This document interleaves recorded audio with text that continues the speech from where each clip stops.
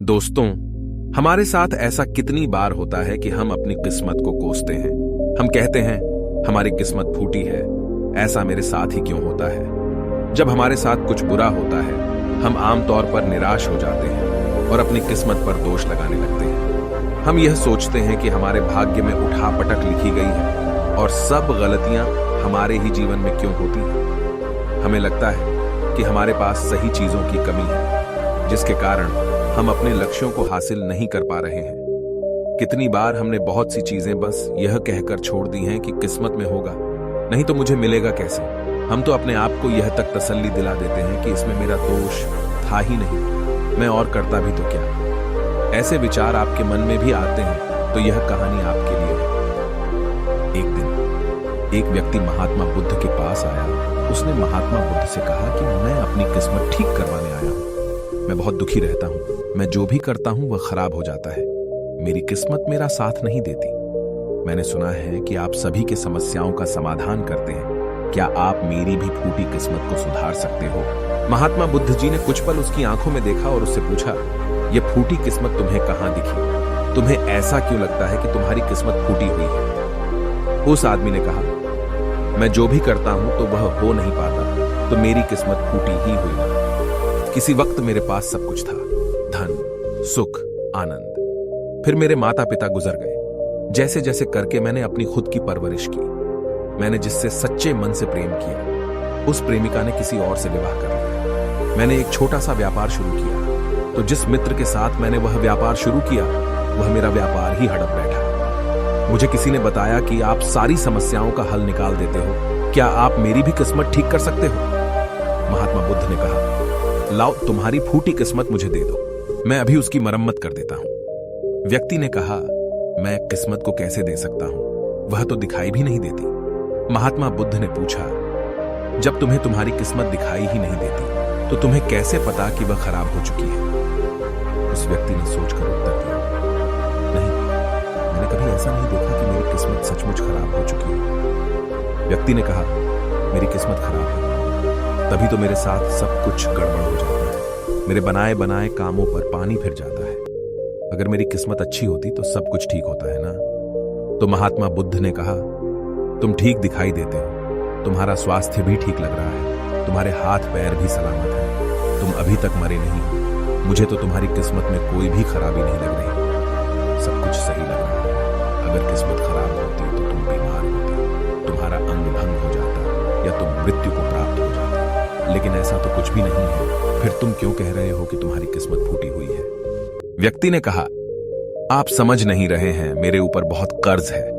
लोग रोज मेरे घर धमकाने आते हैं। जिनसे मैंने कर्जा लिया है वे मुझे मरने तक की धमकी देते हैं। मेरा घर भी उन्होंने छीन लिया है, अभी भी मेरे पीछे पड़े हैं। तो ऐसे में मैं कैसे कह सकता हूं कि मेरी किस्मत सही है? महात्मा बुद्ध ने विचारपूर्वक कहा, तो समस्या गंभीर है। व्यक्ति ने उदासीनता के साथ कहा, जी हां, अब आप समझे ना कि मैं कितने बड़े दुख से गुजर रहा हूं।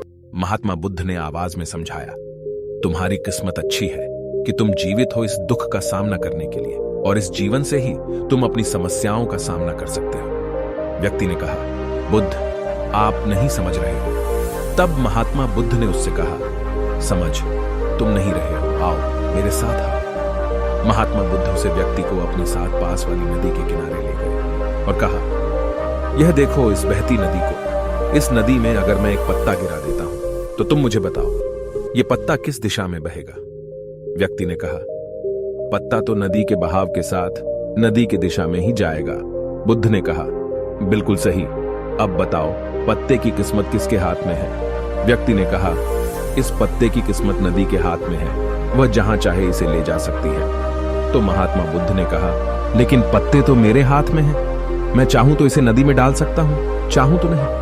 व्यक्ति ने कहा, तो फिर इसकी किस्मत आपके हाथों में है, आप जहां चाहे इसे डाल सकते हैं। महात्मा बुद्ध ने कहा, लेकिन इस पत्ते की किस्मत मेरे हाथ में नहीं है, मैं जितना भी चाहूं इस पत्ते को सूखने से नहीं रोक सकता।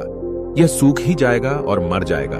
जब तक ये पेड़ पर था यह हरा था, इसे ऊर्जा मिल रही थी, लेकिन अब यह पेड़ से अलग हो गया है। अब बताओ, इस पत्ते की किस्मत अच्छी है या बुरी?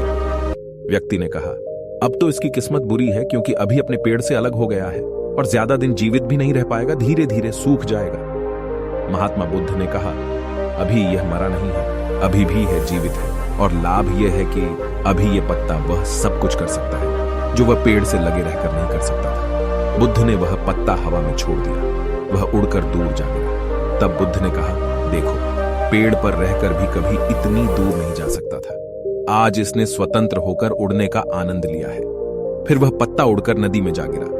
बुद्ध ने कहा, देखा, अब वह पत्ता नदी में तैरने का भी आनंद लेगा, और अगर तुम ध्यान से देखो तो यह पत्ता कितने ही छोटे छोटे जीवों को अपने ऊपर बिठाकर नदी के एक किनारे से दूसरे किनारे पहुंचा रहा है। इस पत्ते की भी किस्मत अच्छी है, क्योंकि वह अपने नए अवसरों को ढूंढने में लगा हुआ है। तुम्हारी समस्याएं तुम्हें उड़ने का अवसर दे सकती हैं, यदि तुम उन्हें सकारात्मक नजरिए से देखो।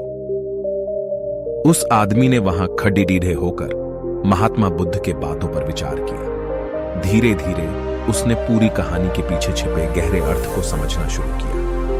वह महात्मा बुद्ध की ओर देखते हुए बोला, आप सही कह रहे हैं महात्मा, मैंने अपने भाग्य पर ध्यान देने में अपनी दृष्टिकोण को सीमित कर दिया था। मैं इतना प्रयास कर रहा था कि समस्याओं और मुश्किलों पर ही फोकस करता रहता, जिसके कारण मैं उनमें मौजूद अवसरों को देखने में असमर्थ था। मुझे अब समझ आ गया है कि मेरी फूटी किस्मत बस एक डर और निराशा से उत्पन्न एक धारणा थी।